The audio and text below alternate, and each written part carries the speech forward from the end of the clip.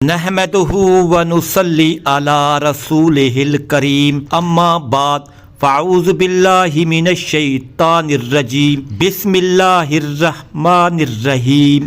نماز قصر کا طریقہ اور مسافر کی نماز کے مسائل۔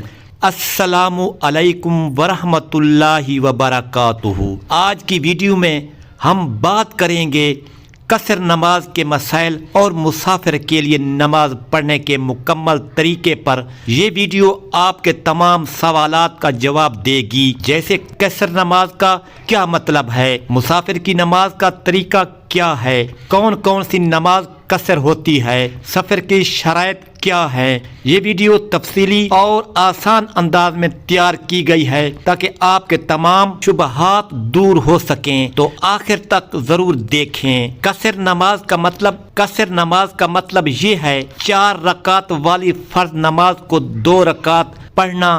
یہ اللہ تعالیٰ کی طرف سے مسافروں کے لیے ایک خاص رعایت ہے، جیسا کہ قرآن شریف میں ارشاد ہے وَإِذَا ضَرَبْتُمْ فِي الْأَرْضِ فَلَيْسَ عَلَيْكُمْ جُنَاحٌ أَن تَقْصُرُوا مِنَ الصَّلَاةِ۔ سورۃ نساء آیت نمبر 101 میں آتا ہے۔ قصر نماز کے لیے مسافر کی شرائط۔ قصر نماز کا حکم ہر مسافر پر لاگو نہیں ہوتا، اس کے لیے کچھ شرائط ہیں۔ نمبر 1، سفر کی مسافت۔ کم از کم 48 میل یا 78 کلومیٹر کا سفر ہو۔ نمبر 2، سفر کی نیت۔ سفر کا ارادہ عبادت، کام یا جائز مقصد کے لیے ہو۔ نمبر 3، مسافر کی حالت۔ اگر آپ اپنے گھر سے باہر ہیں اور واپس آنے میں وقت لگے گا تو آپ مسافر ہیں۔ نمبر 4، قیام کی مدت۔ اگر آپ کسی جگہ 15 دن یا اس سے زیادہ قیام کریں تو آپ مسافر نہیں رہیں گے۔ کون کون سی نماز قصر کی جاتی ہے؟ قصر صرف 4 رکعت والی فرض نمازوں پر لاگو ہوتی ہے، یعنی ظہر، عصر یا عشاء۔ فجر اور مغرب کی نماز قصر نہیں کی جاتی۔ مسافر کی نماز پڑھنے کا طریقہ۔ نمبر 1، نیت کریں۔ نماز کے آغاز میں نیت کریں کہ آپ قصر نماز پڑھ رہے ہیں۔ مثال، میں ظہر کی 2 رکعت فرض قصر پڑھ رہا ہوں اللہ کے لیے۔ نمبر 2 رکعت ادا کریں۔ مکمل نماز کا طریقہ وہی ہوگا لیکن 4 کی بجائے 2 رکعت پڑھنی ہے۔ نمبر 3، جماعت کا اہتمام۔ اگر ممکن ہو تو جماعت کے ساتھ نماز پڑھیں، ورنہ انفرادی طور پر ادا کریں۔ قصر نماز کی اہم باتیں۔ نمبر 1، اگر آپ امام کے پیچھے نماز پڑھ رہے ہیں اور امام مکمل 4 رکعت پڑھ رہا ہے، آپ کو بھی 4 رکعت پڑھنی ہوں گی۔ نمبر 2، اگر آپ سفر کے دوران کہیں رک جائیں تو بھی قصر کا حکم برقرار رہے گا، بشرطہ کہ قیام 15 دن سے کم ہو۔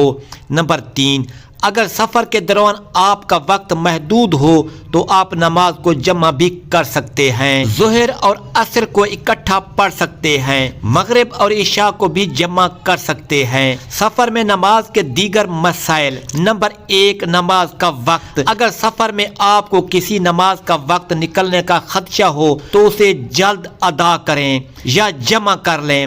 نمبر 2، قبلہ رخ۔ سفر میں قبلہ رخ کا تعین نہ ہو سکے تو کسی بھی سمت میں نماز پڑھ سکتے ہیں۔ نمبر 3، وضو اور طہارت۔ اگر پانی دستیاب نہ ہو تو تیمم کر کے نماز پڑھیں۔ نماز قصر کے فوائد۔ اللہ تعالیٰ نے قصر نماز کو ایک آسانی کے طور پر مسافروں کے لیے رکھا ہے تاکہ وہ اپنے سفر میں نماز کی پابندی کر سکیں۔ یہ ہمارے دین کی رحمت اور آسانی کا ثبوت ہے۔